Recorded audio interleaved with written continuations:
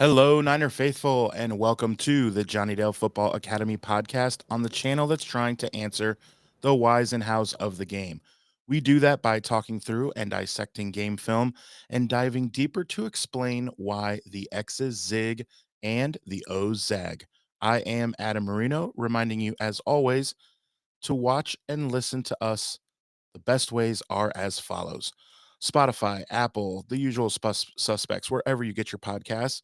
Also, follow Johnny Dell's FA on Twitter. We're live there. We're live on Facebook as well at Johnny Dell's Football Academy. You are watching live on YouTube as well. Make sure your notification bell is lit and you are inside the Johnny Dell Football Academy.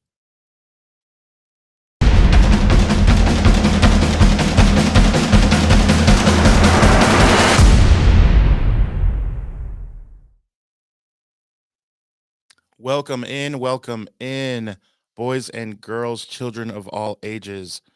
Johnny Dell, what is up, my man? We got a lot of stuff to get through today.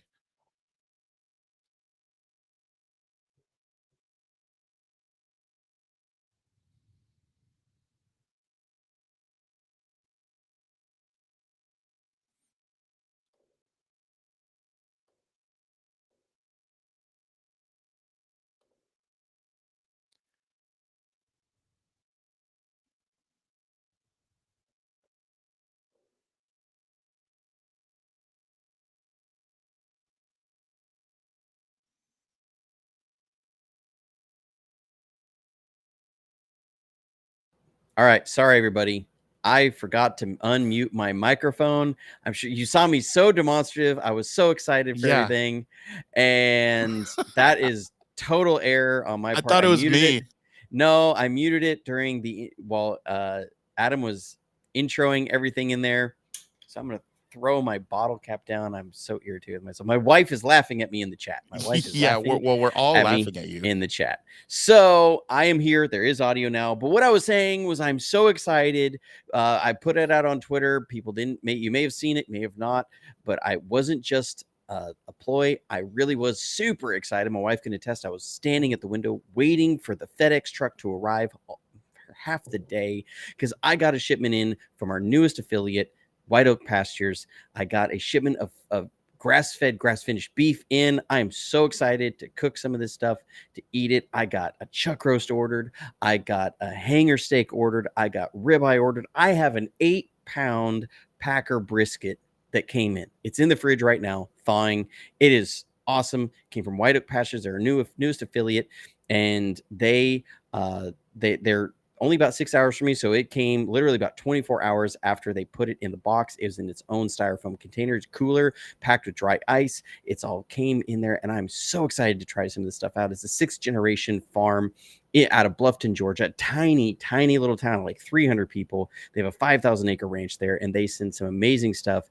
And so, yeah, it was, and yes, I dumped the dry ice in my sink, and I ran some water just to watch the cool dry ice effect in the sink. It was awesome, but I am so excited for that stuff. So that's how my day is going. I got my shipment in from White Oak Pastures, and if anybody else wants to try any of their stuff, it is whiteoakpastures.com/JD49. But barbecue, I don't know if it's going to be this weekend. It was a fully frozen 8-pound brisket when it came in there, and I will tell you, there's a great YouTube channel. I'm gonna link it in the description later. I might even put it out on Twitter.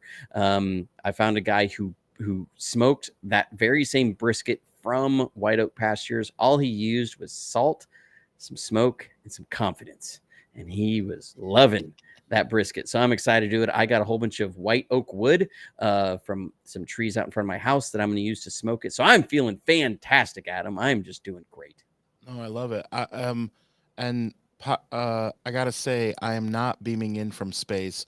I am trying out new things in this studio that I get to work out of, which is a new thing over the last couple of weeks. I had some jerseys before.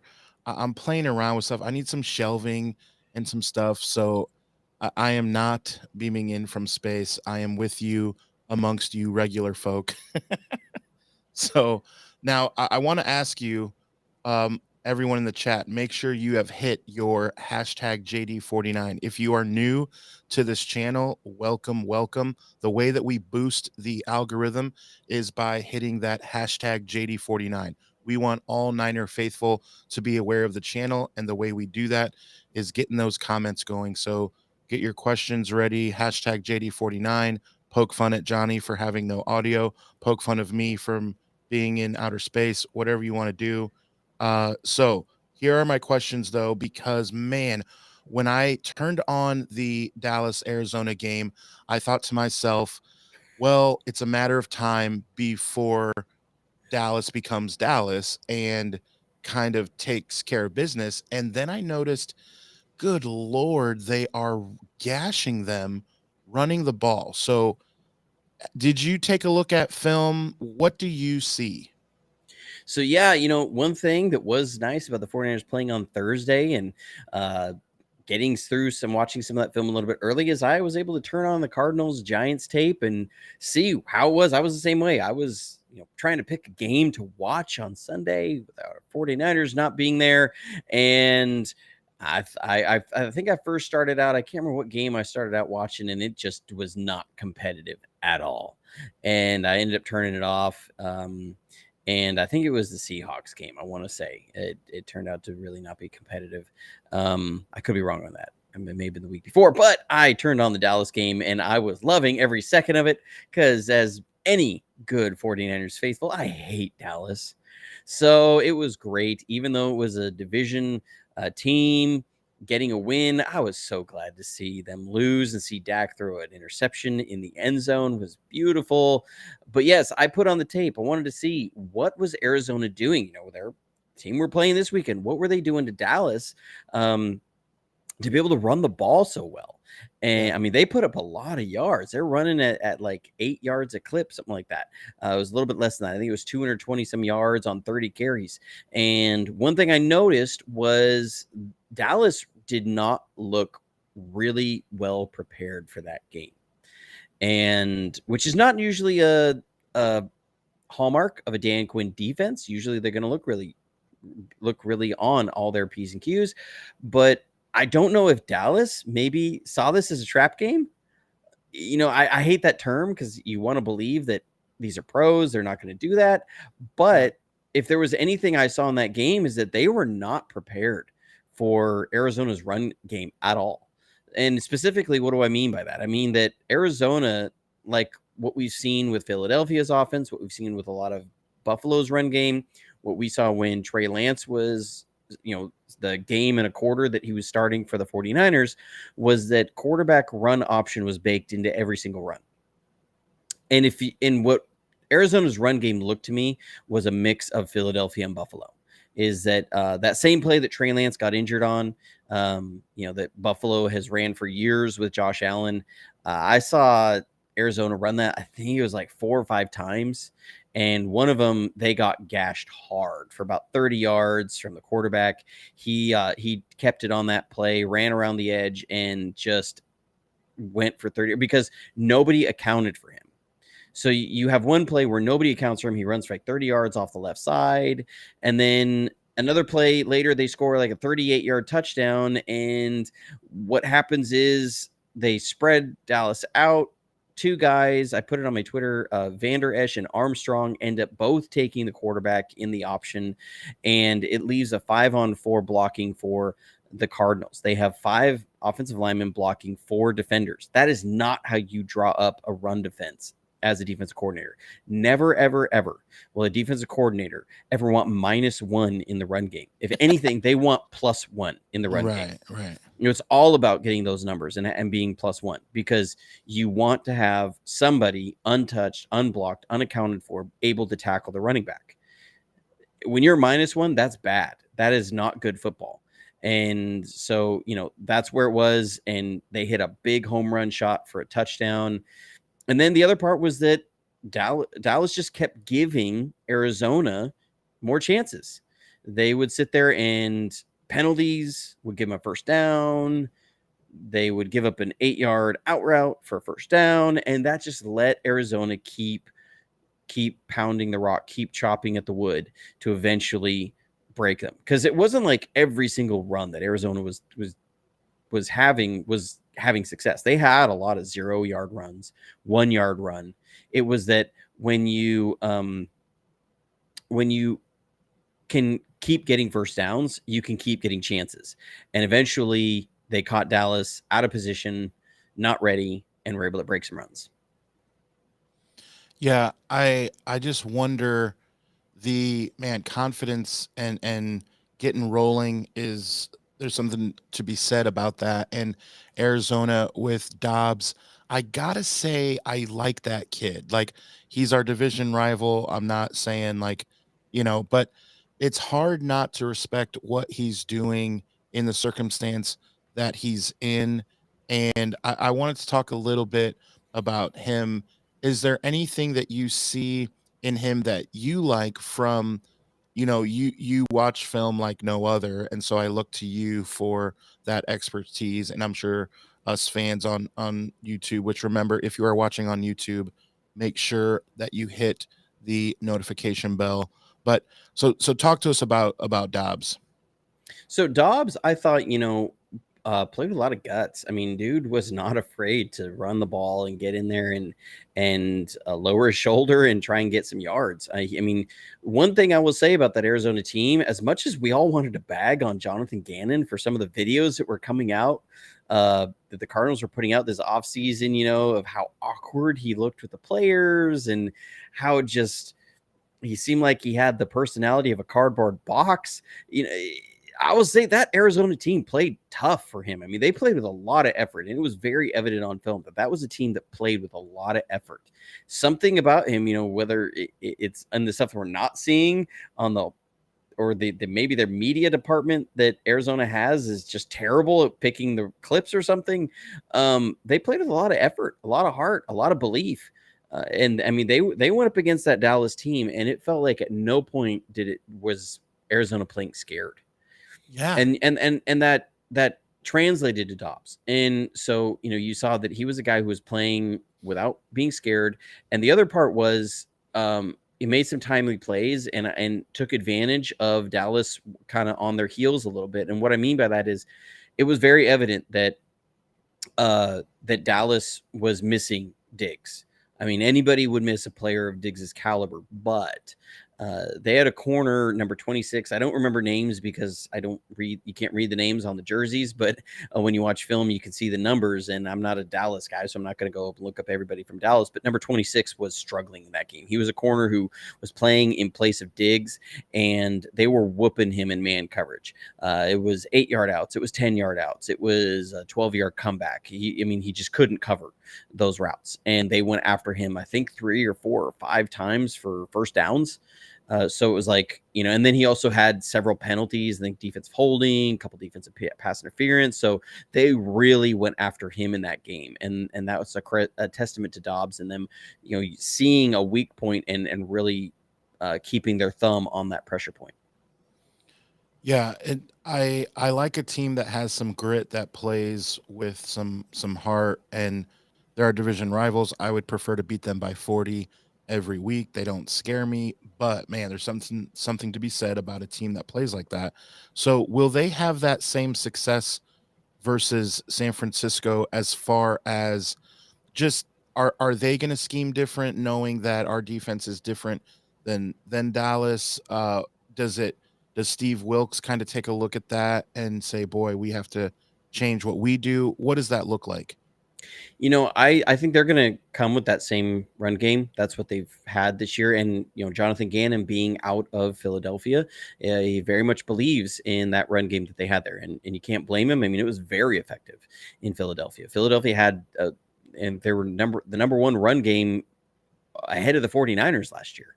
And, and even what they were putting up in the run game last year was similar to what Baltimore was putting up like in 2019, very strong run game.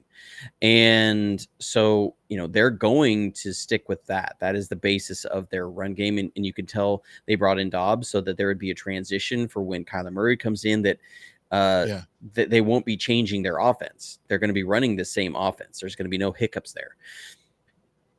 What I see Steve Wilkes doing is I think he's going to, and this is where the talent level between Dallas and San Francisco really jumps off the board to me when you look at the defensive side of the ball. Is Dallas has a good defense, but it's built different. And I think what you're about to see with San Francisco is that really shine. And what if I'm Steve Wilkes, this is me putting my defensive coordinator cap on after watching the film. If I'm Steve Wilkes, I'm coming in and I'm saying base downs, first down, first and 10, first and 5, if there's a penalty, second and medium, third and short. I'm running man coverage, 5 defensive linemen. I'm bringing in our 5-man front, and I'm going to be then challenging your guys to win one-on-one somewhere in multiple areas for you to be able to run the ball in the middle, and I'm going to have a defensive end account for Dobbs every single time. And you're going to have Fred Warner and your Dre Greenlaw able to hunt. Okay? If I'm Steve Wilkes, that's what I'm doing, because I don't believe that your wide receivers are going to be able to beat man coverage against Lenore, against Oliver, and against Ward. I don't believe that matches up well. They're going to give up a few plays, but you're not going to win the game doing that. And we are not going to let you run the ball. And if I'm Steve Wilkes, I'm saying I'm putting your center inside zone, wide zone. I'm putting your center in charge of handling Javon Hargrave one-on-one in that game all game long. That's what I want. So rundowns, I'm in 5 defense linemen front, and I am going man coverage. Then we're going to try and force second and long, third and long. We're gonna come with a lot of fire zone blitzes. One thing that Arizona that with Dobbs is that he wants to escape pressure. So I don't want to see a lot of 4-man pressures. I want to see a lot of 5-man pressures. Clog the lanes up. Don't give him an easy escape route. Force him to stay in that pocket, stay in a money pocket, and then read through his progressions on those fire zones, and be ready to match down the seams, deliver the number 3 inside to Fred Warner, and be ready to attack that ball. I think you're going to see a lot of fire zones. Wilkes loves fire zones. Okay. Wilkes, he loves fire zones and man coverage. So this is like right up Wilkes's alley. And so, I love it. Yeah, it's like Terrarium says, I love that 52 Eagle look. With the way that we play it, I had this argument with somebody the other day. And Terrarium, let me know what you think in the chat here. It almost reminds me of the Bears 46 defense. Oh, 100%. I agree too. Just because we oftentimes will take Greenlaw and cover up the tight end. And so you end up, with a situation where everybody on the front is covered up. And that was one thing about the 46. The 46 wasn't named after like a 4-6. It was named after 46 because that was the safety's number. And he was a hybrid safety linebacker role. And so they named the 46 after him. But it was really about you were going to cover up everybody on the line and force the offensive line to win one-on-ones. And I think, and that's what this front reminds me a lot. Now, the difference is that the Bears ran it with a bear front with, obviously where the name comes from, where they had a 3 technique, somebody over the center, and a 3 technique. We run it more of a 4-eye, or somebody that's inside shade of the tackle instead of outside shade of the guard.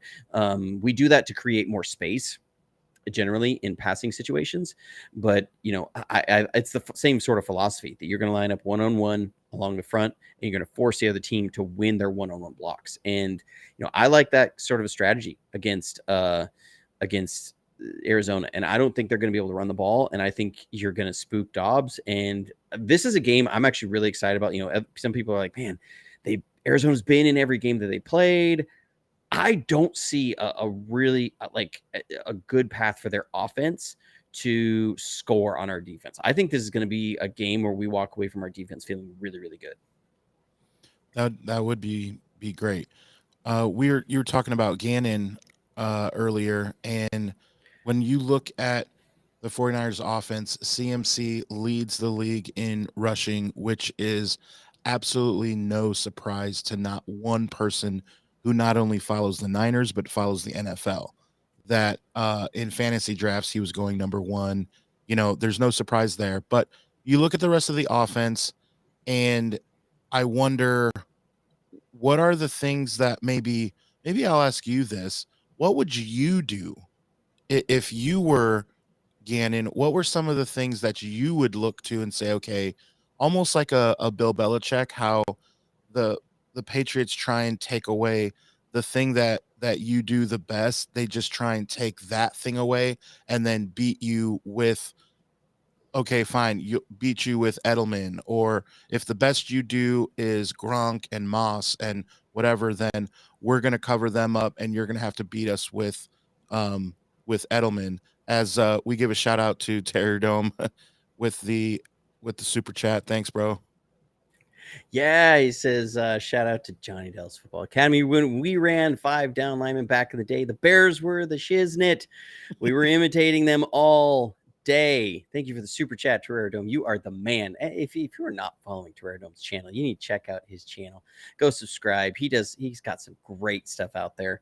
One of my favorites. And yeah, I mean, it's all about that pressure and putting that pressure on that offensive line. Now, to your question about Gannon, I guess I'll answer it this way. So if I'm using Gannon's tools, if I'm playing the 49ers, I'm not running with the same base tools that Gannon is. And that's not a knock on his scheme. I think his scheme is extremely sound. Okay. He's a Vic Fangio disciple. So very much runs Fangio type scheme. That was why Vic Fangio was so heavily linked to the Eagles when Jonathan Gannon left, is that the idea was you bring Fangio in, the scheme isn't really going to change. That you can, it's a very seamless transition. Now, Desai, who's there now, is another Fangio disciple. So, they didn't really change up the scheme, but that's why that was talked about. And Vic Fangio was a consultant for Philadelphia last year. He was there a lot at the building, consulting with Jonathan Gannon. So they run Vic Fangio's system. So what does that mean? It follows a lot of the same principles. What are those principles? Are that you're going to make the quarterback work post snap. You're going to make him do a lot of his heavy lifting post snap. And that's one reason why his defenses are so hard for offenses to have a lot of consistent success on, because he requires that quarterback to work so much post snap, and it's based upon an idea that you are not going to give up explosive plays. It's the old Saints dome patrol defense was with Vic Fangio back in the 80s, is that it was a bend but don't break. You're not going to give up a lot of things deep, and you're going to make that quarterback work post snap. So the idea is that quarterback is going to have to be on it the entire game, long drives, play after play after play. That quarterback's got to be on it, and he's going to have to do a lot of work and not mess up. So that's where, kind of like if you look at basic idea of Fangio's defense, is what it is. So what does that look like? That means a lot of times they're coming out in a shell look.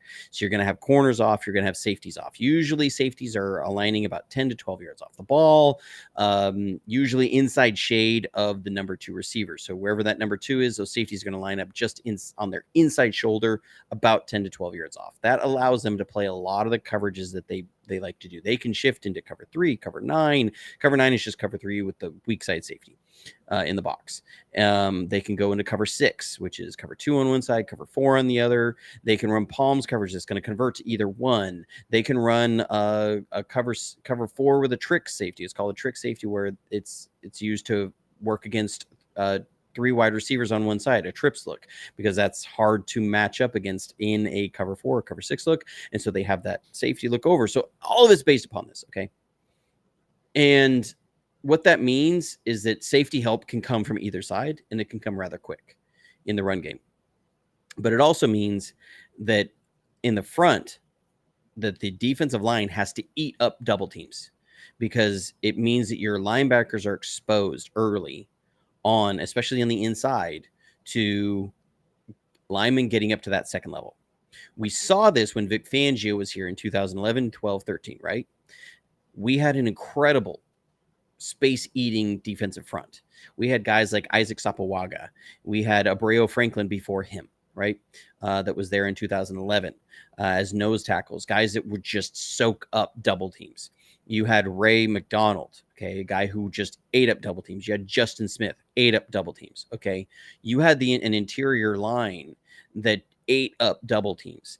And that allowed those linebackers to stay clean, so you could keep those safeties at that 10 to 12 yard mark. And then they would come down and they would be able to be filling either the C gap, or they would be the force defender. They were able to do that because they had that front. Now, Arizona does not have that front. So Gannon wants to play this way, but I don't think against San Francisco they can. I think he's going to have to go middle of the field close, bring a single safety, go a single safety high, bring a safety down in the box. And that means you're going to get more defined looks for Brock Purdy. You do that with Kyle Shanahan and Brock Purdy, and it's going to be a really tough day. But I think that's what they're going to have to do. Otherwise, if they can somehow eat up double teams and do this, what I think, if you don't have Deebo going, you don't have Juwan going, Gannon likes to run something. It's a Saban coverage. It's and Fangio has used it a lot too. It's called clamp coverage. It looks like a cover 4, but the outside corner is going to match Ayuk on anything deeper than 8 yards, and then the safety on that side is going to look to undercut and double underneath of Ayuk. So you get underneath and over the top coverage on Ayuk.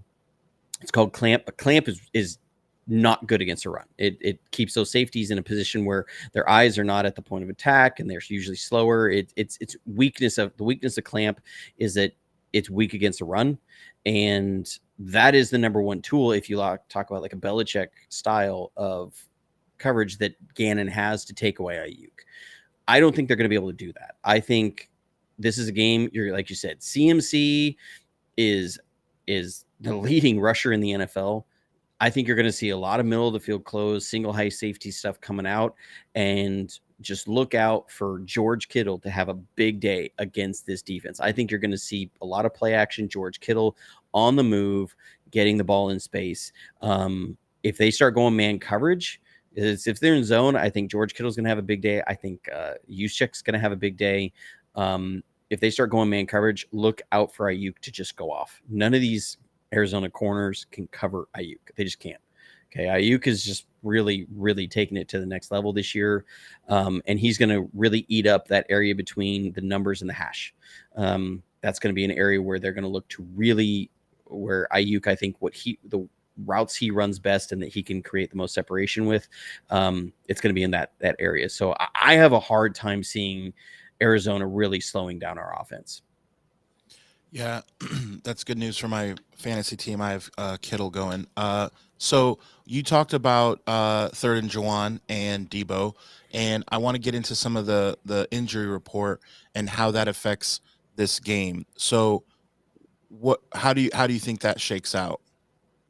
That's interesting. I think Deebo plays. He's apparently dealing with a knee issue, which was something that was news to me.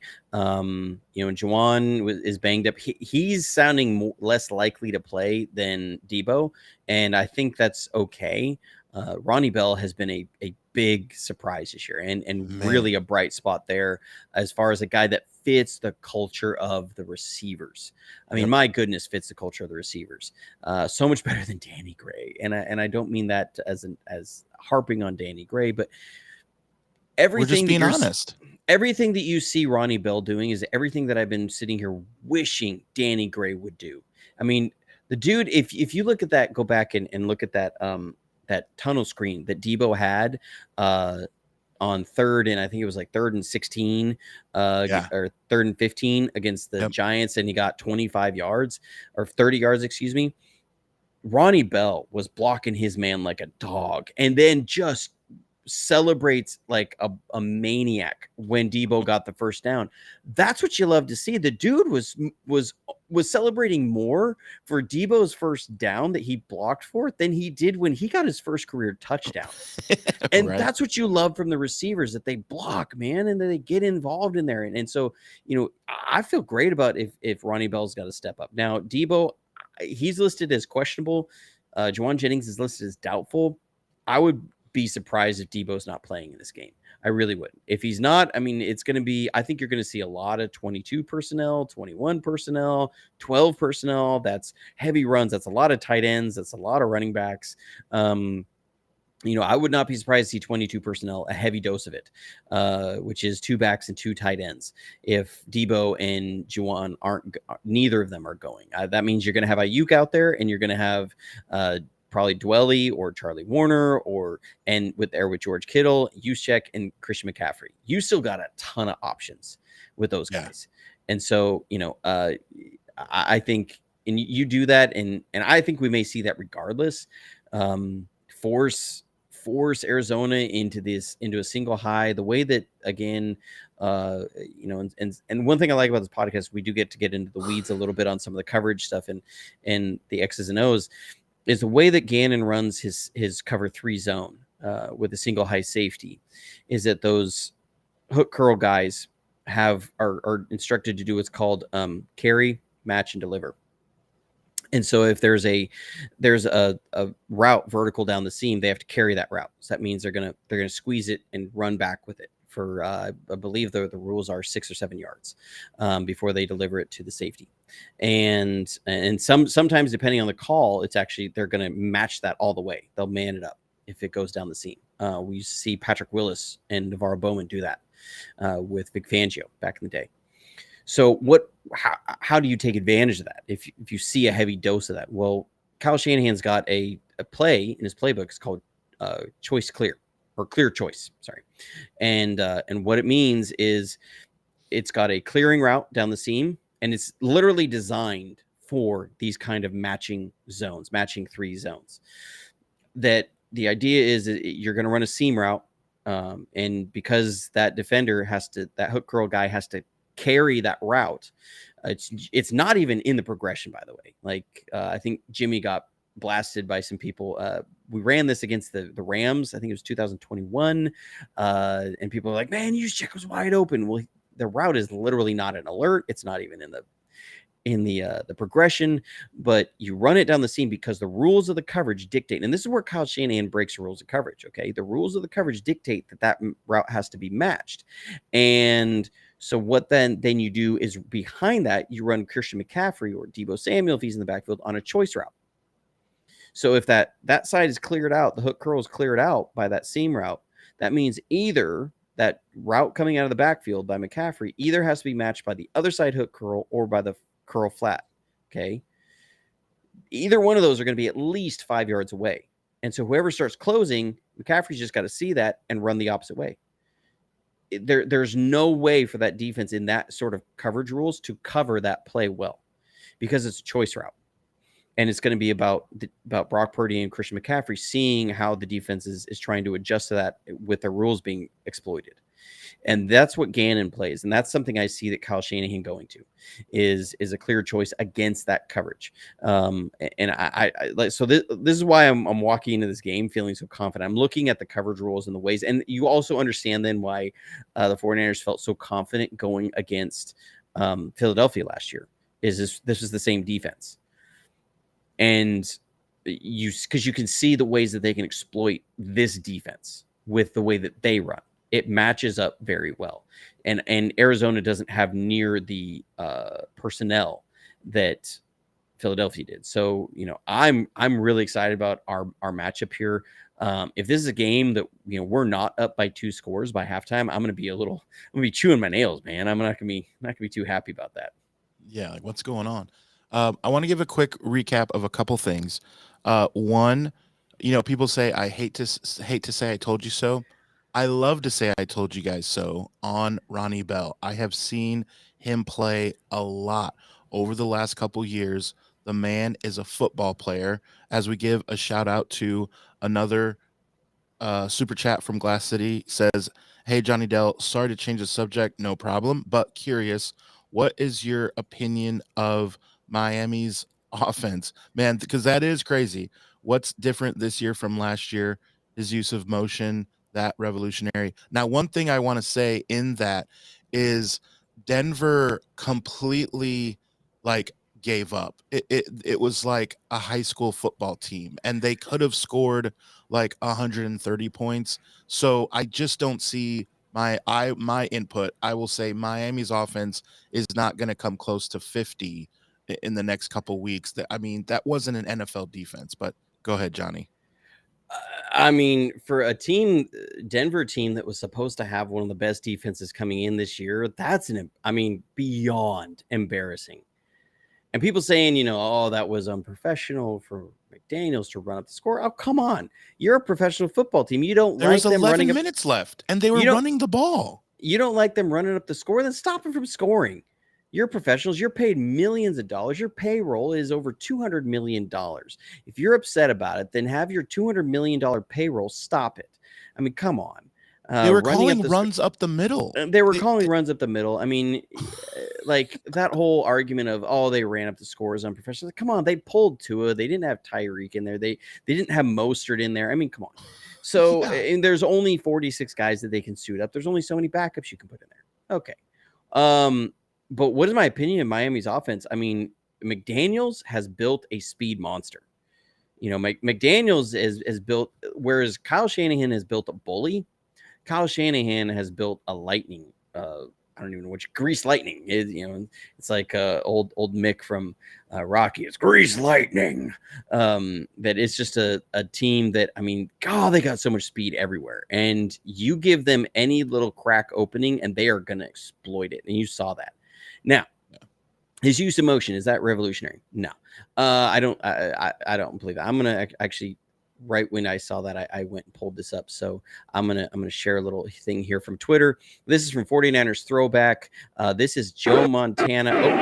This is Joe Montana back in 1982. You're seeing the same motion here. All right, see that out of the backfield? You got Joe Montana is running this. We're running the same late motion, sprinting out of the backfield right before the snap. Can you see that, Adam? Yeah, absolutely. Okay. And Joe Montana hits Dwight Clark for the 33-yard touchdown. I love that. Love that you pulled that up. And that was somebody I was literally just scrolling through. I'd been talking about it with Kyle Posey on Twitter. That I'm pretty sure I remember seeing Kyle use that over the last few years. I didn't think it was anything new. And Kyle was playing a little weird on how he answered that question because I don't think he was fully authentic about it. Being honest, he just said. He just said that it was about getting a guy a running start. And kind of like the CFL. The reason you do that is because it rapidly changes the numbering of the receivers a lot of times, and it changes the coverage rules. So coverage rules will change depending on if receivers are stacked or if they're completely detached. If a guy is attached to the formation versus detached from the formation, it changes some of the coverage rules. It changes the matching that's going to happen on the corners. When you have a guy that's inside and he rapidly motions outside to where he's the number 2, and then some of those, like Miami, I remember Miami did this against us last year.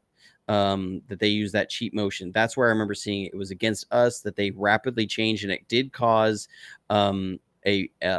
the first touchdown of the game they had that year. I'm remembering it right now in real time. That was bad. The first touchdown they had to River Craycraft, 75-yard touchdown, was on that cheat motion with Tyreek. And what happened is we had a matching zone from D'Amico pulled up, and Talanoa Hufanga, as much as I love you, Hufanga, he was supposed to match the number 2.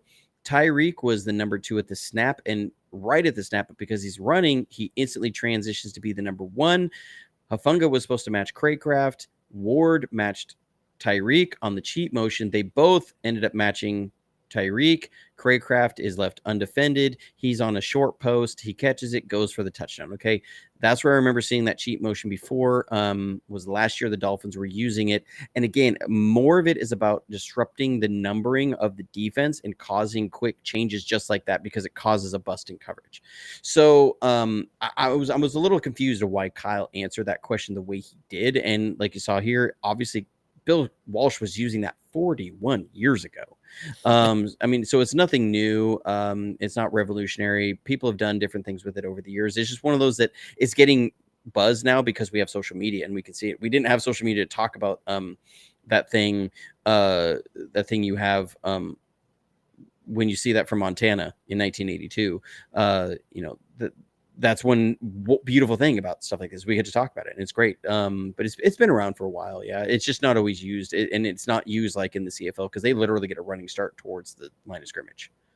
Right, and I do think that was Trent Sherfield, as Kelly Young. Oh, Trent said. Sherfield. Yeah, it's not. It wasn't Craycraft. Yeah, sorry, it was Trent Sherfield. It was one of our former receivers. I remember exactly. that. I mean, it's we call it San Francisco Southeast, right? I mean.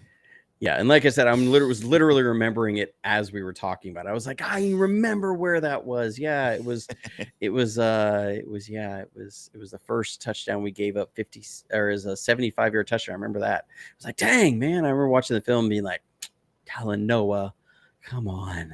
Yeah, that game is where Brock Purdy got inserted, and the rest, as we know, is history. As he has breaking records all over the place, and is the only quarterback to start or to, what is it, 6 consecutive games undefeated with 2 touchdown passes. I want to ask you, where do you think Brock Purdy? We haven't said much about the guy because he's obviously not that good. It's just his offense and Shanahan, right? So where will he be ranked after, we're going to be a quarter through the season? I mean, he's the only did I see that right, chat? Is he the only quarterback to not throw an interception on the year? Is that right? Did I see that on Twitter? I Yeah. mean, so at some point you say a rising tide raises all ships, right? And at some point, like, you can't just say that that's the case. Like, okay, there were other quarterbacks in the system. On this channel, we have talked about that how come then that CJ Beathard wasn't just able to go gangbusters? Well, because he doesn't do the same things that Brock Purdy can do. Okay, people, that's the reason why. He ain't it. Brock Purdy is it. We show you time and time again on this channel that Brock Purdy can do things. He can make the throws. He can make reads. He can look off the safety. He can make the right decision that we need for our offense, not just manage a game. He makes plays, not only with his feet, with his arm, off his back foot, you name it. He does it. On film, you broke down the touchdown to Ronnie Bell. You broke down some of these plays that these just aren't plays that happen week in and week out for the average quarterback. So I am absolutely preaching Terror Dome. Absolutely. Like, I just don't, I'm tired of non 49er fans chiming in with, well, but, and then a laundry list of things, when it's like, I get that they're not going to watch the Johnny Dell channel if they're not a 49er fan, but any chance I get when I'm at the bar talking to NFL fans, I'm always pulling up the channel. And yes, I'm bragging like, oh, here's me also on the channel. But I'm showing the breakdowns and what these guys can do. So let me ask you, and let me ask the chat, is it like, are we MVP? Are we Pro Bowl? Like, what is the ceiling? Where is he ranked? I'm done. I'm off my soapbox. I'm done talking. Where is he going to be ranked? He's going to be underranked. That's what's going to happen. He's going to be ranked lower than he should be. And here's why. So people do these quarterback rankings. And what's going to happen is people are going to look at Brock Purdy and they're going to say, well, yeah, he's won. Man, yeah, he hasn't been turning the ball over. He's throwing 2 touchdowns a game, but, he's got all these weapons to throw to. And, I mean, are we really going to put him past a guy like Lamar Jackson, who's so physically capable and changes the way the defense plays? You can't put Brock Purdy ahead of Lamar Jackson. He's so crucial to what they do as a team. So no, we're not going to rank him higher than Lamar. Can we really rank him higher than, let's say, Justin Herbert? You can't just rank him better than Justin Herbert. Justin Herbert has that ridiculous arm. Okay, you can't rank him higher than Justin Herbert. Can't rank him higher than Matt Stafford. Matt Stafford's been playing at such a high level. The dude can rifle the ball down the field as well as anybody. Throws a great deep ball. He's got that location and zip on those backside digs. You can't put him ahead of Matthew Stafford. Well, we can't put him ahead of Josh Allen. Obviously, Josh Allen's a freak. We can't put him ahead of Josh Allen. That would be ridiculous. you can go down the list of quarterbacks here and do the same thing. Okay. You can't put him ahead of Russell Wilson. He can't do this. He can't do that. Okay. You can't put him ahead of Geno Smith. Geno's throwing for 350 yards a game and he's doing this. You can't put Brock Purdy ahead of Geno Smith. Well, that stuff drives me nuts. Okay. Because we like to sit here and say it's about performance on the field and it's not about necessarily the measurables. No, we treat quarterback rankings like we do their draft stock coming out. Okay. That if they would have been if you would rank them as a first round pick coming out and they're performing really well, then they're automatically a top 10 quarterback, no matter if they've thrown 10 interceptions to 9 touchdowns and their team isn't playing that well. No matter if they can't make certain reads. But a guy who's operating like a point guard and he's delivering the ball. And yes, I am doing my Ted impersonation because Ted is driving me insane to the point that I'm still finding out about Ted on Twitter, even though I blocked his rear end like 2 years ago. Okay.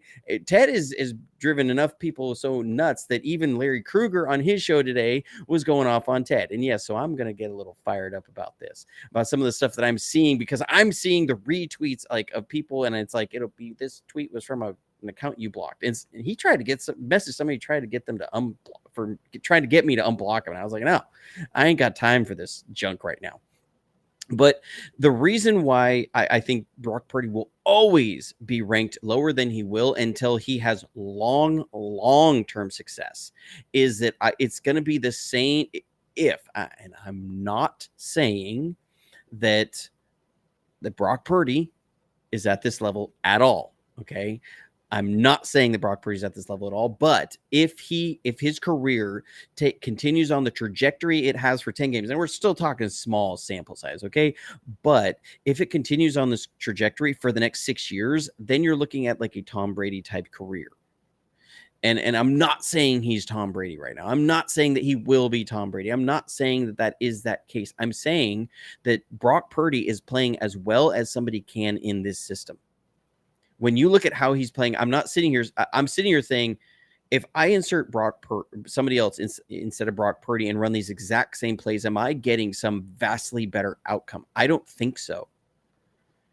Now, we may be calling some different plays if somebody else is in there. Some things are slightly different, but as we are operating the system, which is the Shanahan system, this is not a system built around Brock Purdy. This is the same system that he was running in with Kirk Cousins when he was there in Washington. It's the same system he was running with Matt Ryan at the Falcons. It was the same system he was running with Jimmy Garoppolo. The basis of this system is very, very similar. It was a little bit different with Trey Lance because it was obvious that he was trying to pare things down for Trey Lance. And people always said, well, I wanted to see him call the same plays with Trey Lance as he did with Jimmy and he did with Brock. Well, that was because Trey couldn't run those plays. Okay. Just being honest. And there was some, and on this channel, you pointed some out, right? And put it side by side, the decision making of how fast Brock got the ball out and how slowly Trey Lance did. So that's another reason why. Next. And so look at Tom Brady's career, 2001 through 2008, right? The guy won 3 Super Bowls, and people in 2008, 2009 were still saying it's because of the cast around him. I was one of those people. I'll be honest. I was dead wrong. It was mainly, I wanted to be a hater because I wanted the 49ers suck so bad at that time that I didn't like to see him winning. And I didn't like to see the Patriots winning every year. And so I was a hater on winners. And so I wanted to be like, Tom Brady isn't that good. I was dead wrong on that. Okay. Absolutely wrong. Because I did the same shtick and it was, Tom Brady, it's about the weapons that he has around him, and he's got Randy Moss. He's got all those and he had a great defense and maybe the greatest head coach of all time. And it was everything of why, because he didn't have the athleticism and he didn't have the big arm. And it was oftentimes a little 6-yard pass, but it was the 6-yard pass that was supposed to happen every time. And suddenly we turn around and Tom Brady has won 7 Super Bowls and been to 10. Okay, so everybody who said that in 2008 and 2009 was completely dead wrong. And that was a huge bulk of people who were saying that at that time. Why? Because he didn't have the physical traits that just made it seem like he was off the charts great, okay? And so that's why I mean, if that happened to Tom Brady because of his lack of physical traits, it's going to happen to Brock Purdy. because it's the same thing. He doesn't have those lighted up physical traits, so he will always be underrated. And we got a super chat here. Thank you so much for the super chat, Todd. It says, if Purdy leads the 49ers undefeated all the way to a 49-0 Super Bowl victory, the talking heads in the media will still say, well, yeah, but exactly. I think if he did it now, he would probably win over a good chunk of the crowd, but you would still have people saying, yeah, but he can't do it again. We're not going to be able to keep this team together forever. And so, what happens when when we give him a huge overbloated contract because he's not really a franchise quarterback, okay? Or he had McCaffrey, so of course that's why. We literally had some content creators. This drove me nuts this offseason. Some content creators who were talking about we should trade Nick Bosa for a franchise quarterback because we needed a franchise quarterback. And I'm saying you did not watch the film last year on Brock Purdy. If you did, you would sit here saying, no, Brock Purdy's making $1 million. We can win a Super Bowl with Brock Purdy. Because what the play that was on film from last year showed that it was possible. And we're seeing that this year. And I think Brock Purdy will always be underrated. I think he will always be ranked lower than he should be. Joe Montana, if there was quarterback rankings back in the 80s, I think until his 4th Super Bowl, Joe Montana probably would have been ranked as like 3rd or 4th in the league every year. And that would only be after his 2nd Super Bowl win. When you start looking at his 1987 season, Joe Montana was probably, if there was a quarterback rankings, was probably ranked 16th in the league. Look at his numbers. Look at the performance. He was dealing with injuries, dealing with the bad elbow. He threw a lot of hospital balls. Like people say Jimmy threw a lot of hospital balls. Joe Montana in 1987, I've gone back and watched some of those games. There's a lot of hospital balls there, okay? So, this is the case when you have guys that aren't blow-it-away athletes at quarterback. But what does Brock Purdy have? Brock Purdy has poise like you would not believe. He has an ability of timing and understanding of where the defense is coming. I mean, some of the throws, like I didn't have time this week, but I wanted to put together like 6 throws he made in the Giants game, put him in half speed, and literally just put it on Twitter and say, these throws should live rent-free in your head all week. Because of the ridiculous ability that it was, okay? And Torero Dome, he says, I was there. It was always Dan Marino, Elway, and Fouts back in the day, right? We look back on Joe, and it was like, in 2015, everybody's saying, yeah, Tom won these things, but Joe's the GOAT. Joe was not considered the GOAT in 1987. People were Dan Marino's the next guy. He's thrown for 5,000 yards. Joe Montana's never thrown for 4,000. I think you're always going to see Brock Purdy is underrated. Do you see a path with the guys that maybe people are ranking 1 through 10 for Brock Purdy to jump any of them in people's minds? I will say this: Josh Allen leads the league in turnovers, and Dak Prescott last year led the league in interceptions, even while missing 4 games. And I think if Brock continues to go on some crazy streak of not only winning, but not throwing interceptions, it's a little bit tough to say, yeah, you can just plug in anyone to his offense. But dude, still, the guy is not, he's winning. He's not turning the ball over. Like at some point you have to say, like the other throws that you talk about, and even, I like watching what Brian Baldinger does as well, talking about, man, this guy is making throws that you just don't see. I think that rhetoric will start to reach the masses more and more, but it's more about the guy's winning and he's not turning the ball over. And I just wonder, some of these guys are definitely going backwards. We love to make fun of Dak Prescott, not as a human being, but as a quarterback for the Dallas Cowboys. You mentioned it earlier. You love when you see him throw picks in the end zone. And look at a guy like Jimmy G. He leads the league right now in interceptions right now where we stand. So it's like some of these guys just wouldn't be able to do some of the same things. That's just the way it is. And for now, as he has not played a full even 16 games, it's a little bit I'm willing to live with, because you know what? They're right. We have not seen a full season. We have not seen 16 games. He hasn't even remained healthy for a full year. He did get hurt last year. So it's like, okay, I can handle some of this, but we are keeping all of these receipts, aren't we, Faithful? That's kind of, I think the vibe should be is, okay, we hear what you're saying, rest of NFL. We hear you, but we're keeping your receipts. I was wondering when Lisa was going to chime in with the super chat. Thank you so much. Can't believe, she says, can't believe they ranked, yeah, Mac Jones and Jordan Love above our beloved Glock Purdy. Jordan Love. I mean, really, really. Like I walked away from that game last night. Oh my Sitting there gosh, going, did you are watch the that? Lions really? Yeah. Well, I watched it until I like the start of the fourth quarter, Till it's and I was like, over. I'm out. Yeah. I walked away from that game going, are the Lions really this good, or are the Packers really this bad? I mean, it's just insanity at this point. So I did a quick Twitter search here on quarterback power rankings. This is from Terry Football. Look at his top 10. Okay, Patrick Mahomes, Josh Allen, Jalen Hurts, Lamar Jackson. Okay, I feel like these are like almost lifetime achievement awards for Josh Allen and Jalen Hurts. That's not, I don't mean that in like a mean way, but like you said, Josh Allen's been turning the ball over a lot. Jalen Hurts, that team has not been the same. Right. Okay, so are we really ranking it off of their performance this year? Because this is as of September 26th, or are we ranking this off of other years? Lamar Jackson, Joe Burrow, Jared Goff, Justin Herbert, Kirk Cousins, Tua, and Matt Stafford. Okay, that sounds pretty on par with what a lot of people, I think, their quarterback ranks it would be. Do you see any of the people who doubt Brock Purdy right now, ever, until he wins multiple Super Bowls? I'm saying that's what it would take. I'm not saying he's going to win multiple Super Bowls, but do you ever see people who doubt Brock Purdy right now ranking Brock Purdy above any of those guys? Just looking at their physical traits and what's happening there. Right. Because Miami's a team that's throwing the ball around everywhere. So Tua is putting up big numbers. That will never happen on this 49ers team as long as we're winning.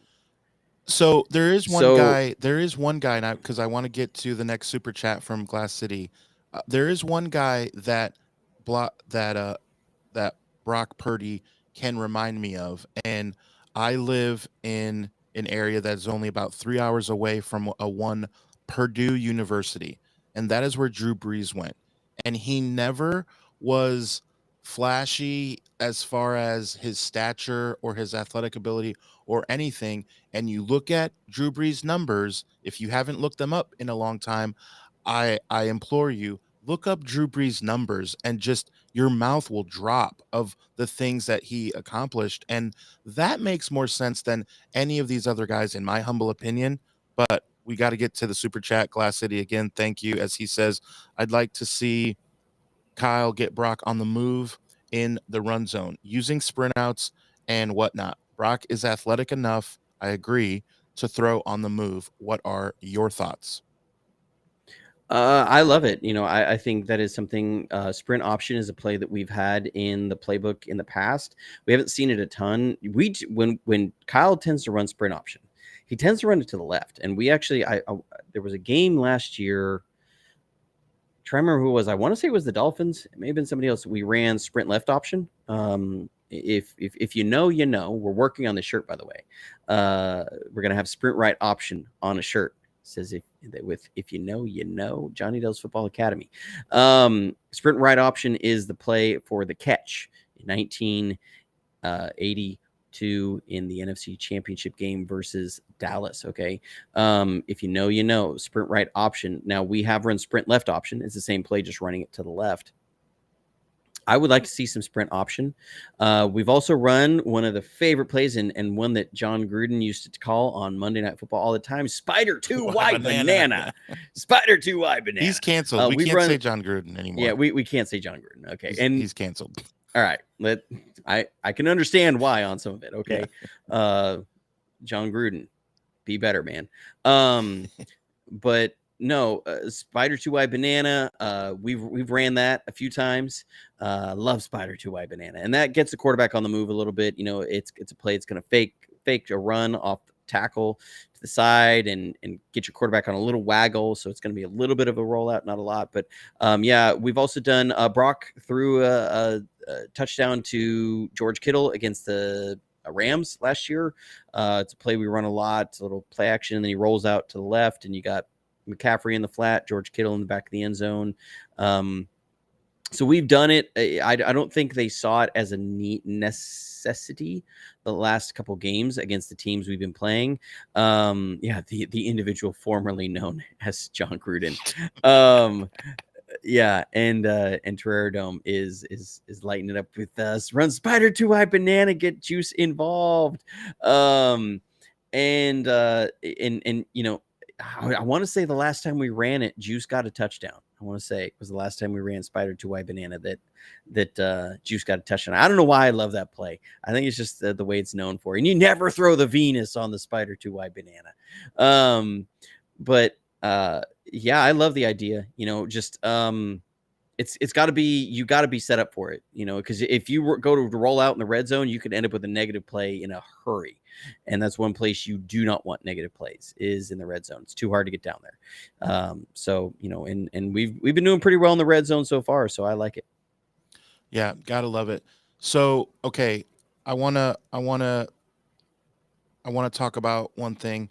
It is about an hour. Hashtag family.